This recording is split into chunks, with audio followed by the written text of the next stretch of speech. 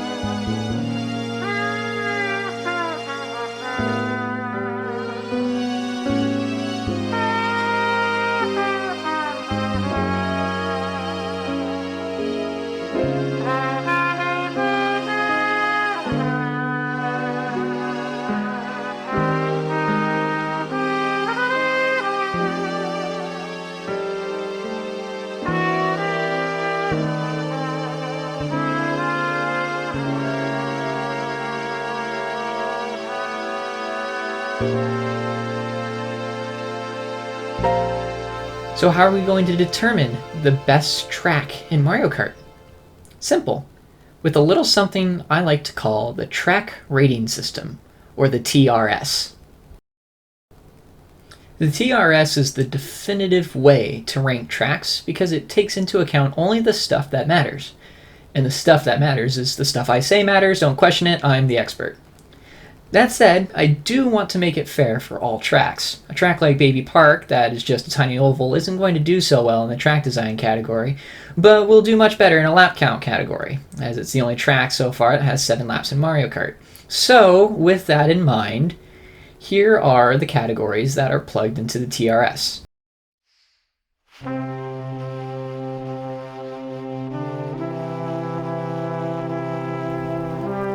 Obviously, for a track to be considered good, the track itself has to be fun to race on. Whether or not it is fun is subjective though, and we need cold hard numbers to plug into this logical machine. So instead, I'll be plugging in, like I said, numbers that I can easily get from the track itself instead of categories. And this is what I've come up with. I know. It's a mess. It's a beautiful, beautiful mess. This formula is carefully crafted to indisputably give us the answer for the best track. Let me show you how it works. First, you count the number of corners. Some tracks are mostly just straight lines without turns, and straight lines aren't fun. Now, I can hear arguments for a track like Excite Bike Arena. It's super long, straight, with a quick turnaround, and some people genuinely enjoy a track like that, and we need to take that into account. That's where this uniqueness modifier comes into play. The uniqueness modifier helps amplify a track's replayability. Using the Excite Bike Arena as an example, that track changes each time you play it.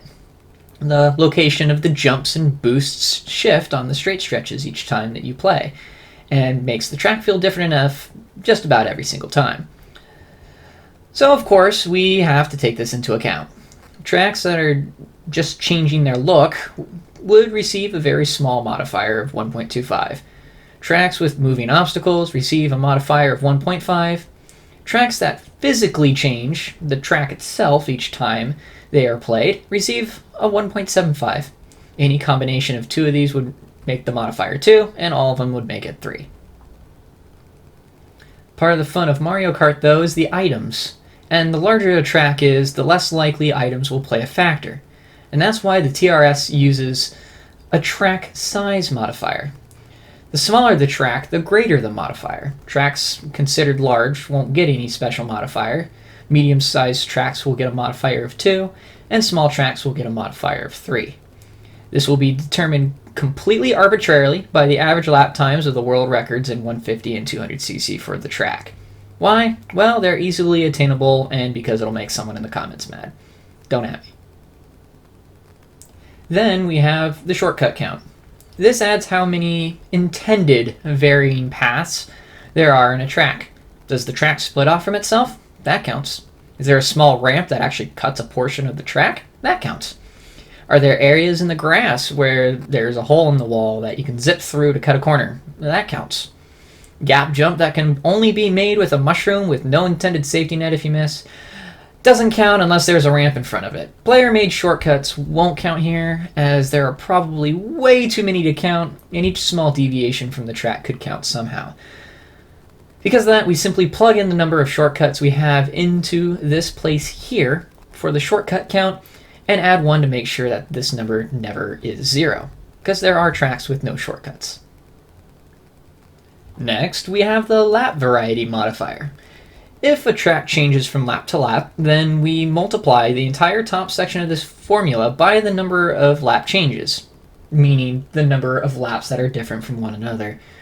It's a simple way to recognize the variety the developers are trying to put into the track, and we should reward them for that. But that does bring us to the final bit of the TRS at the bottom, the lap divisor. Some tracks don't follow the rules and are what would be considered sprints. These tracks start at one point and end at a different point. Big Blue is a good example of this, as it starts at one point and the whole race is racing to a different point. This number rewards those tracks for being extra unique, while punishing those who conform. To get this number, you simply count how many times you go across the same start-finish line and plug it in here. Most tracks will lose the modifier from the lap count from the top portion here to the division, but tracks like Big Blue won't. Some other tracks from the DLC would also benefit from this, but we aren't including them in this video because I have a life and I want to save them for a separate video. To make sure it's not too unfair, however, tracks like Big Blue will have any numbers that rely on laps, such as the corner count divided by total laps, to average things out. So, there it is. Corner count times uniqueness times size times number of shortcuts times lap variety, all divided by the lap divisor. This gives us the final track score. This is the TRS, and this will be used to determine the best Mario Kart track in Mario Kart 8 Deluxe. This took forever to get right, but I have the numbers, and it's time to show you the tier list. Grab your popcorn.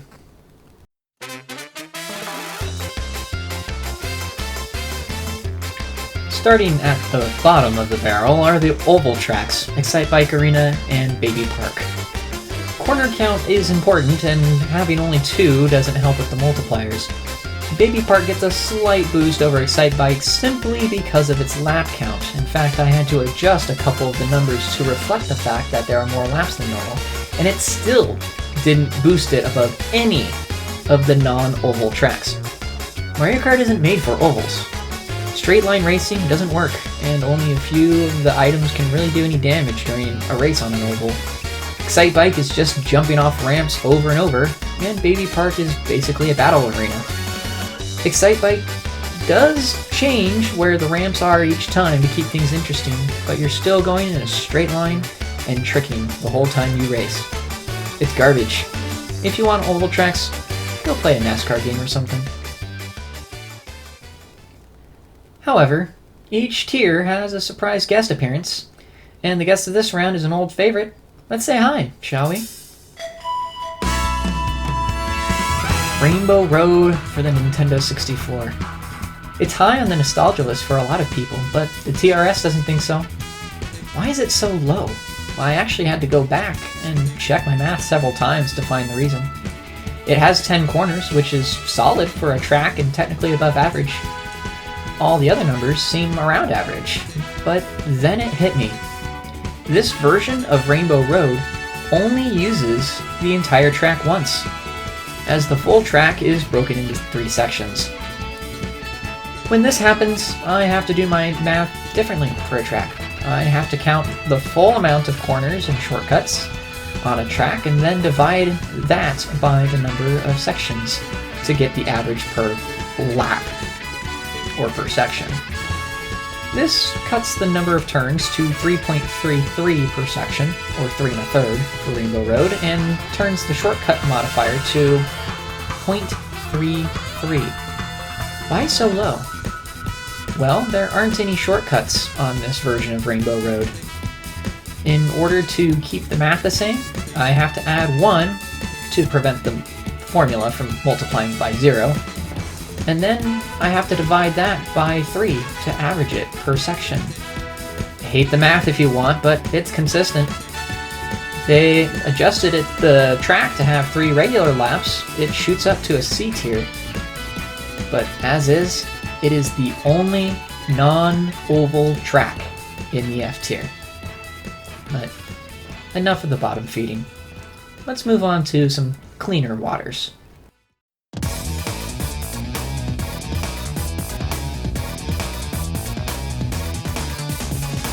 D tier is not much of a boost over F tier. This tier is full of tracks that don't have too much going for it outside of a couple multipliers. Starting with DS Wario Stadium, this track has no intended shortcuts, no variety in the laps, and only gets a boost from the amount of turns and the rotating fireballs halfway through. Electrodrome has a similar fate, with only a single track split boosting its position. A tie for Mario Circuit and Water Park are next, followed by a 3-way tie for Mute City, Mario Kart 8's Rainbow Road, and Royal Raceway for the Nintendo 64. One more 3-way tie follows for Sunshine Airport, Sweet Sweet Canyon, and Wild Woods. And finally, at the top of this tier is Mario Kart Stadium, which just missed out on a C tier by less than a point. Most of these tracks follow a similar formula. They are linear, they are large, and they don't have many moving obstacles. There are a few standouts here, though, that I would like to mention. The first is Rainbow Road. This is the second low-tier Rainbow Road on the list, and by all accounts it should be up at the top. The issue the TRS sees with Rainbow Roads, however, is that a lot of them don't have many intended shortcuts. The challenge with Rainbow Roads are the layouts themselves. Not too many guardrails, and you have to pass on what little track they give you. Many of the greatest shortcuts on the various Rainbow Roads are player-made, not necessarily intended by the developers, or if they are intended, they aren't obvious. We're only counting the obvious ones here, and if that makes you angry, sorry. All hail the TRS. The next standout here is actually Mario Kart Stadium. In human eyes, this is a solid starting track, but the TRS is very strict. The limiting factor here was the number of corners, as if it had been one more corner, it actually would have been C tier. But the fact that it is above 13 other tracks is impressive, as it is such a simple track. It did have a good boost from the size modifier, which helped bump up its performance. I would like to note that the tracks in these two tiers aren't necessarily bad tracks by themselves. If you put their layouts into other games as more realistic tracks, I'm sure the player base would enjoy them as is. Obviously, they wouldn't have ramps or anti-gravity, but my point stands, they are good tracks. However, this is Mario Kart, and it's a totally different version of racing. Only the strong survive, and the rest get blue-shelled and bombed into oblivion. Mario Kart is war, and there are no rules to war. Only the TRS can determine your destiny, and what you have to give is punched into an emotionless system to spit out a number, and that number is the only law of the land. All of those other tier list videos you see on YouTube are baseless and wrong. Only the TRS knows all. Anyway, on to C tier. C tier shows the first sprinklings of good tracks. Shy Guy Falls starts us off, followed by Neo Bowser City. Ice Ice Outpost comes next, then Toad's Turnpike from the Nintendo 64. After that is Dragon Driftway, Cheap Cheap Beach from the DS, and a surprise appearance from Wario's Gold Mine from the Wii. I didn't expect Wario's Gold Mine to show up this early, but after looking at the numbers, it makes sense. The Gold Mine has the third most turns in a track of any track in the base game, only behind Yoshi Circuit from Double Dash and Neo Bowser City. Normally this would be a huge boost to the track since a lot of turns means a high multiplier to work with. Where it hits a snag is with the lack of shortcuts. While Wario's Gold Mine has a few player-created shortcuts, it has only a single intended shortcut near the end of the track.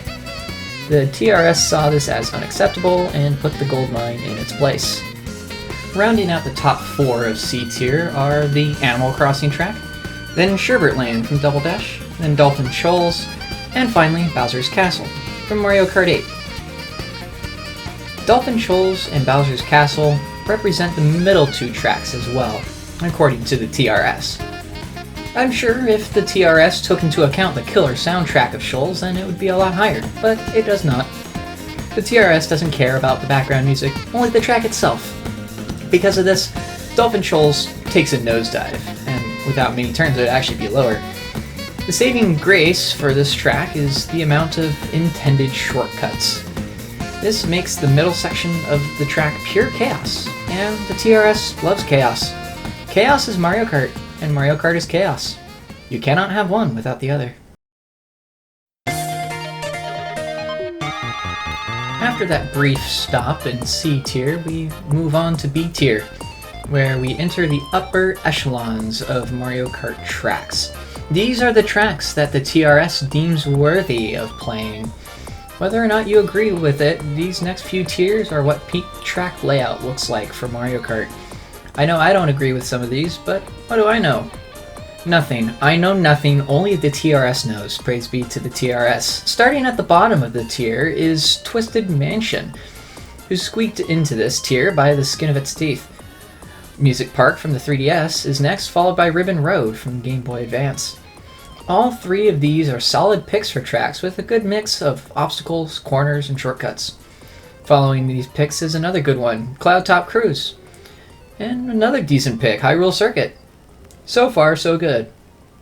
And then...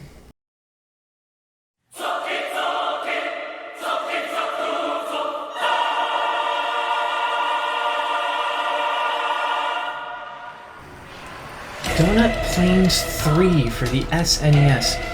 How did such a simple track outrank tracks like Rainbow Road, Dolphin Shoals, or Music Park? Has the TRS abandoned us? What did we do wrong? What did I do wrong? How can I correct this horrible, horrible oversight? But the TRS knows all. Donuts Plains is actually a very well-rounded track according to the system, with a decent selection of turns and a small track size, a couple of obstacles, and a single well-placed shortcut. Its one flaw, according to the TRS, is that it is the same track every lap, every time you play it. One change in the layout of a single lap would be enough to send this into S tier. The numbers don't lie. It deserves its spot in the top 20. Tied with Donut Plains is Dry Dry Desert from Double Dash. While much bigger than Donut Plains, Dry Desert has more shortcuts and alternate routes to give variety to the track. These tracks are beaten out by DK Jungle from the 3DS, followed by Yoshi's Circuit from the Double Dash, and finally Big Blue. It should be noted that Yoshi's Circuit is only this high from the sheer number of corners it has with 21, and most of these corners are fairly small and easy to navigate, which actually pushes its size modifier down to a medium instead of a large. But with only one intended shortcut in this version of the track, and little else on the track obstacle-wise, the TRS feels it necessary to keep Yoshi's Circuit in 15th place. Big Blue is also an interesting case here. Similar to the Nintendo 64 version of Rainbow Road in Mario Kart 8, you only go around the track once, as it is a sprint-style race. Without any obstacles in the road or other variations to the track, its sole saving grace is the fact it is a rare breed of sprint track. With a decent amount of corners in each of its sections, Big Blue uses its multipliers well in the TRS and boosts itself to the top of B tier.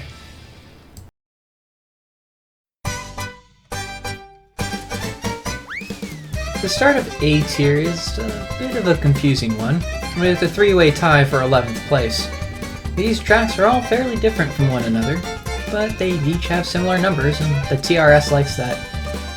They're Mario Circuit from the GBA, Piranha Plant Slide from the 3DS, and Yoshi Valley from the Nintendo 64. Mario Circuit gets its positioning from a good amount of corners in a very small space, plus a couple of great shortcuts. Piranha Plant Slide has a similar amount of corners, but in a much larger space. However, it makes up for it in more shortcuts and alternate paths. And then there's Yoshi Valley. In order for the TRS to function as the all-knowing entity it is, I must be able to feed it numbers. With Yoshi Valley, there isn't one typical path that I could use as the path, so I had to use the path most players would use in an online match. The other paths I designated as the alternate paths, and added those to the shortcut total. In some cases, this had to be done in order to preserve the integrity of the TRS. I'm only making the calls like this when cases need me to. After that bit of confusion, Toad Harbor comes next in 10th place, which it has a really good mix of shortcuts and corners with some moving obstacles to spice things up. In 9th we have Bone Dry Dunes, one of my personal least favorites, but the TRS likes the results, which are similar to Toad Harbor. Tied in 7th, we have Moo Moo Meadows from the Wii and SNES Rainbow Road. Both of these cram obstacles, shortcuts, and alternate routes into a very small amount of space. I think now is a good time to mention that a shortcut or alternate route is any route that is more than just a ramp in the middle of a path. Moo Moo Meadows has the section near the end with different paths around the grassy hills, and Rainbow Road has the section where you can go right or left, or you can just jump across the empty void in the middle. Now, you can argue that this gap jump is just a ramp, but I'm calling it a shortcut since 1, it's an intended thing, and 2, there's no road underneath to land on. You are literally cutting a part of the track. It's a shortcut. Deal with it. In 6th, we have Tick-Tock Clock from the DS. Again, a decent amount of alternate paths and shortcuts in a small amount of space. And rounding out A tier is Cheeseland from the GBA. I hate Cheeseland. Cheeseland is the worst. Here are the numbers. I don't want to talk about it. And now we are left with 4. The 4 greatest tracks that Mario Kart 8 Deluxe felt the need to grace our presence with in the base game. This is the S tier. Let's break each of them down.